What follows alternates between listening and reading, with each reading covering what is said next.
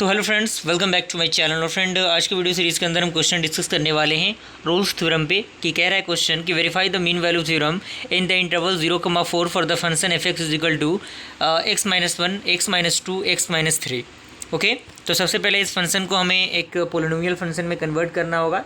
तो cross multiplication करके हम इसको कन्वर्ट कर सकते हैं। अब हमें इसका डेरिवेटिव निकालना होगा। फर्स्ट ऑर्डर डेरिवेटिव इसका कितना होगा, x³ का 3x² हो जाएगा, माइनस है तो माइनस, यहाँ पे 6x² है तो कितना होगा 12x हो जाएगा, और 11x है तो क्या होगा 11 हो जाएगा। अब जहाँ जहाँ x है वहाँ पे हम लोग c पुट कर देंगे। क्लियर।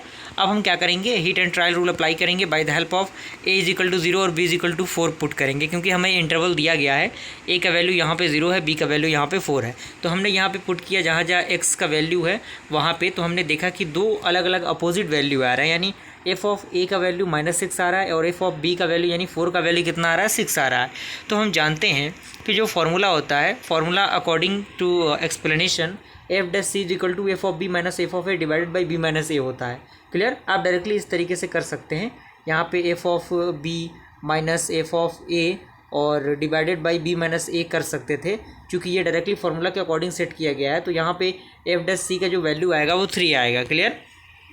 तो 3 आया तो हम इक्वेशन 1 में इसको पुट करेंगे। तो इक्वेशन 1 में हमने उसको पुट किया।